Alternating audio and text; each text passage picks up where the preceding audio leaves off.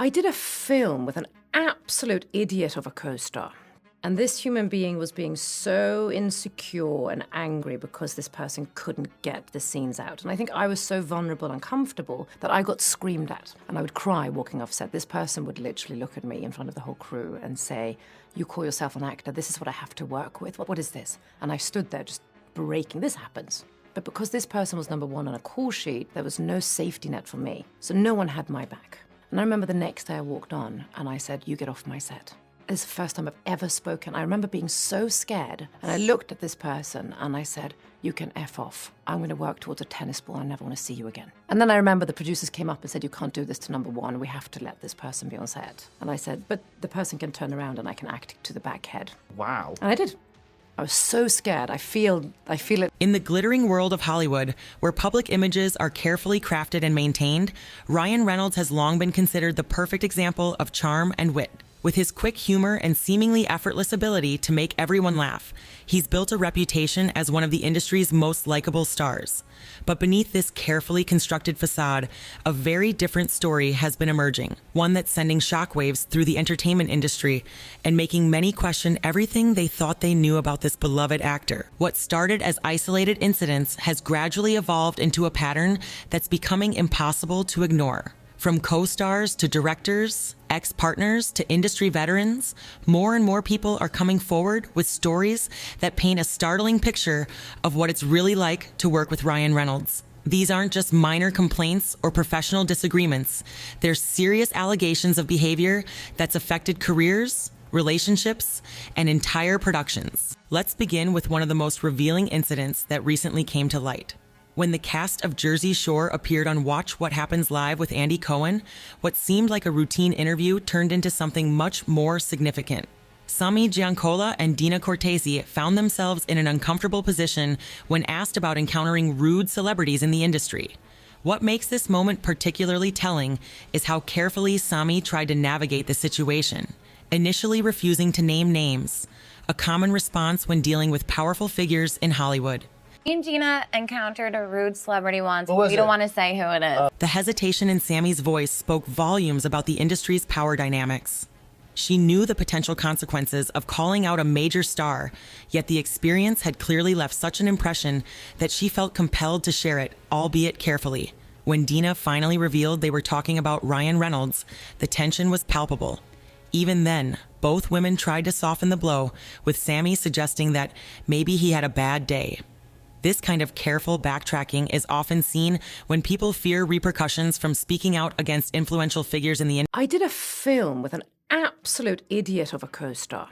And this human being was being so insecure and angry because this person couldn't get the scenes out. And I think I was so vulnerable and comfortable that I got screamed at. And I would cry walking off set. This person would literally look at me in front of the whole crew and say, "You call yourself an actor, this is what I have to work with. What is this?" And I stood there just breaking. This happens. But because this person was number one on a call sheet, there was no safety net for me. So no one had my back. And I remember the next day I walked on and I said, "You get off my set." It's the first time I've ever spoken. I remember being so scared. And I looked at this person and I said, "You can F off. I'm going to work towards a tennis ball. I never want to see you again." And then I remember the producers came up and said, "You can't do this to number one. We have to let this person be on set." And I said, "But the person can turn around and I can act to the back head." Wow. And I did. I was so scared. I feel it. The way Ferguson describes standing up for herself is both inspiring and heartbreaking.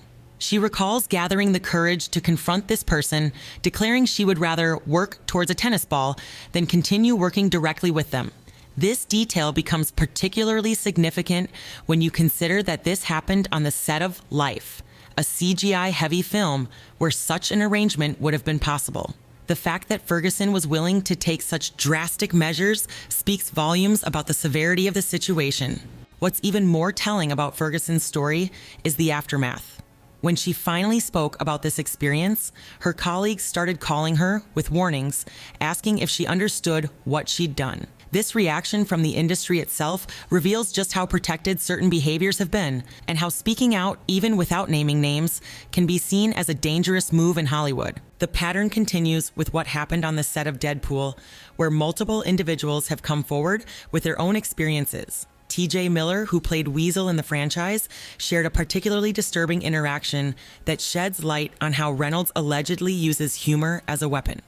Really weird moment on Deadpool where he said, let's do one more take. It's so distracting to look at him, and guys don't want to laugh at him. And then as the character, he was like horrifically mean to me if I'm Weasel. Right. Mm-hmm. So he was like, you know what's great about you, Weasel? You're not the star. Ryan, is it Ryan or Brian? Me. Yeah. Brian. Okay, I always forget. I mean, would I work with him again? No. Miller's account is especially significant because as a fellow comedian, he would presumably be able to distinguish between genuine comedy and targeted humiliation. Miller described a moment on set where Reynolds, under the guise of staying in character, delivered what he called horrifically mean comments. The specific instance Miller shared is telling. Reynolds allegedly said, "You know what's great about you, Weasel? You're not the star, but you do just enough exposition that is funny. And then we can leave and get back to the real movie." What makes this interaction particularly problematic is how it used the pretense of staying in character to deliver what Miller perceived as a genuine attack on his status in the production. This wasn't an isolated incident on the Deadpool set. Morena Baccarin's experience provides another troubling example of how power dynamics allegedly played out in Reynolds' projects. Despite being a crucial character in the first Deadpool film, Baccarin's role was significantly reduced, and she found herself isolated during press events. Industry insiders suggest this wasn't coincidental, but rather a direct result of standing up to Reynolds on set. The parallels between Baccarin's experience and Ferguson's are striking.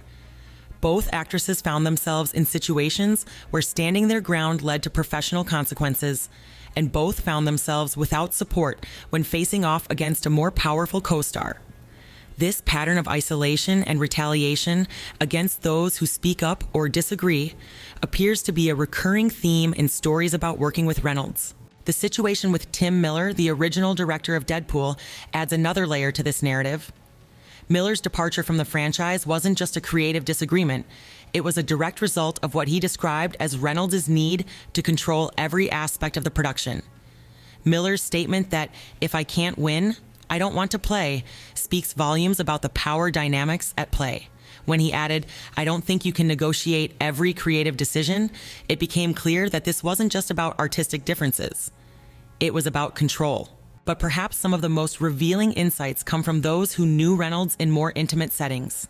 His marriage to Scarlett Johansson, which lasted from 2008 to 2011, provides a window into how these patterns of behavior manifested in personal relationships. Johansson's comments about their marriage are particularly telling, especially when you consider the timing of their relationship's deterioration coincided with her rising success in the Marvel Universe. Johansson's careful but pointed comments about jealousy and insecurity in relationships seem to echo the same themes that others have noticed in professional settings. She specifically mentioned how passive-aggressive jealousy and controlling behavior can be destructive in a relationship.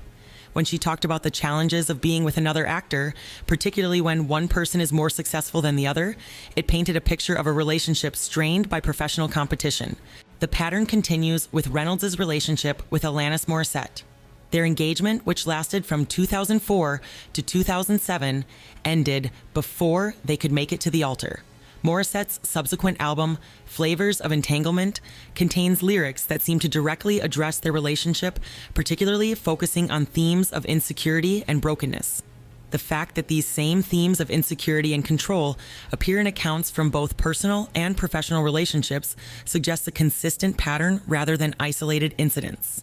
Even established filmmakers have started speaking out about their reservations regarding Reynolds' impact on the industry. Quentin Tarantino's criticism of Reynolds' recent career choices is particularly pointed. When Tarantino questioned whether anyone had actually seen Reynolds' Netflix movies, despite their $50 million paydays, he wasn't just criticizing the actor's choice of projects, he was questioning the substance behind the success. Chris Columbus's reaction to Reynolds' proposed Stoned Alone project provides another example of industry veterans pushing back against his creative control. Columbus's description of the project as an insult to the art of cinema isn't just about one movie. It's about what happens when commercial success is prioritized over artistic integrity. Jared Butler's dismissal of Reynolds' work adds yet another voice to this growing chorus of criticism.